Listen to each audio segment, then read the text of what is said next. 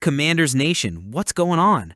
Welcome back to Commanders HQ, the home where we bring you the biggest news, the boldest rumors, and the deepest dives into everything happening with our Washington Commanders.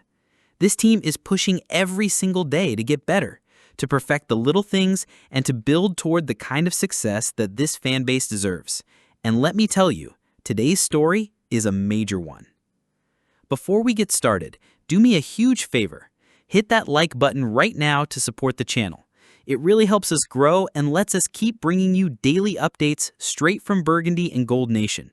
And if you haven't yet, make sure you subscribe and turn on notifications so you never miss a single second of Commanders coverage. All right, let's dive in because this is the kind of news that shakes up the entire outlook for 2025. Terry McLaurin is staying in Washington. After a long and sometimes tense standoff, Terry McLaurin has agreed to a 3-year, $96 million extension with the Washington Commanders. His agents, Buddy Baker and Tony Bonagura, confirmed the deal to ESPN, ending weeks of speculation, fines, and frustration. This contract includes a $30 million signing bonus, and the numbers are eye-popping. At $32 million per year, McLaurin now sits tied with A.J. Brown of the Eagles for the 6th highest wide receiver contract in the league. Only names like Jamar Chase, Justin Jefferson, and Tyreek Hill are higher on the list. Think about that. Washington has just locked up one of the best wide receivers in football, ensuring that he continues to be the cornerstone of this offense as we enter the Jayden Daniels era. Let's be real here. This extension didn't come easy. McLaurin has always been one of the most respected leaders on this team, but for months the tension was boiling. He skipped the start of training camp. He racked up fines of over $350,000 total, including $200,000 for holding out and more than $100,000 for skipping mandatory minicamp. He even officially requested a trade on July 31st, a move that sent shockwaves through the fan base. On top of that, he spent part of the summer on the physically unable to perform list with an ankle issue, not getting activated until August 16. But through it all, there was one constant: the belief inside the building that McLaurin wasn't going anywhere, that no matter how messy the negotiation looked, the Commanders and McLaurin's camp would eventually come together and make it work, and that's exactly what happened. So why is this deal so monumental?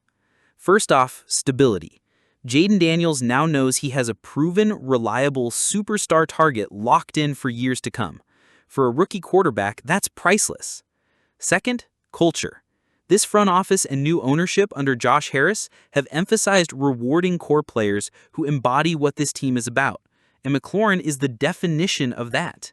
He's been through the losing years, the dysfunction, the turnover, and now, as this franchise turns a corner, he's here to lead the charge. Third, statement. Around the NFL, when you see a team commit $96 million to a player, you know they're serious.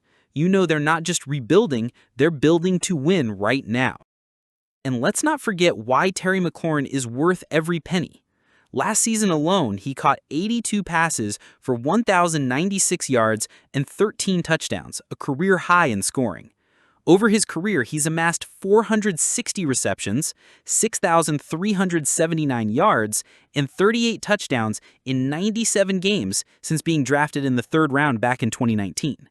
He's a 2-time Pro Bowler, a 5-time 1,000-yard receiver, and he's done it while dealing with constant quarterback changes, inconsistent offensive systems, and the chaos of past regimes. Now, he finally has stability, he has a young star quarterback in Daniels, and he has an offensive coordinator in Cliff Kingsbury who knows how to maximize his skill set. But that's not the only big headline surrounding Washington this week. In an unexpected twist, we also learned that the Commanders came very close to signing former Dallas Cowboys star Demarcus Lawrence this offseason. That's right, the same defensive lineman who tormented Washington for years in the NFC East almost put on burgundy and gold. Lawrence revealed on the Pivot podcast that retirement was on his mind, but his family pushed him to keep playing. When he looked around the league, Washington stood out as a possible destination. Why? Because, in his words, that's a championship contender team. Think about that for a second. A longtime rival, a veteran who knows this division inside and out, openly admitting that he viewed Washington as a Super Bowl caliber roster. That speaks volumes about how far this franchise has come in such a short time under head coach Dan Quinn and the new regime.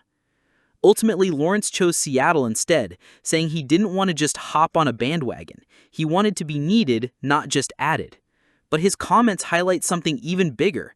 The Commanders are being viewed with respect around the league again. So let's step back and look at the bigger picture. The Commanders just secured their captain, their tone setter, and their offensive heartbeat in Terry McLaurin. They nearly added a defensive star in Demarcus Lawrence. And more importantly, they're being recognized across the NFL as a serious contender. This isn't the Washington of old. This is a team with new ownership, a proven head coach, an exciting young quarterback, and now a locked-in star wide receiver ready to chase championships. The Commanders open the season September 7th at home against the New York Giants. What better way to kick off a new era than with McLaurin back in the fold, Daniels making his debut, and a division rival coming to town? It's a statement opportunity. It's a chance to show the league right out of the gate that Washington means business. Breer's job is to travel across the league, check in with rosters, talk to coaches, talk to players, and give fans an inside look at how things are really shaping up. And when he came to Ashburn this week, the first thing he noticed was how much potential this roster has, especially at quarterback. His biggest takeaway? Jayden Daniels looks poised to take another major leap in year 2. Breer pointed out that Daniels is not just relying on his athleticism anymore. He's learning to truly take control of the offense. That means reading defenses at the line of scrimmage, making audibles, correcting his young teammates when needed, and stepping into that leadership role. And here's the key. That leadership isn't forced. He has the credibility to back it up. He's the reigning offensive rookie of the year. He just led this team all the way to the NFC Championship game. When you've done that as a rookie, your teammates are going to listen when you speak up. But as much as this is about Daniels, Breer emphasized something else that can't be ignored: the offensive line rebuilt. For years, Washington fans have been begging this front office to fix the trenches. And guess what?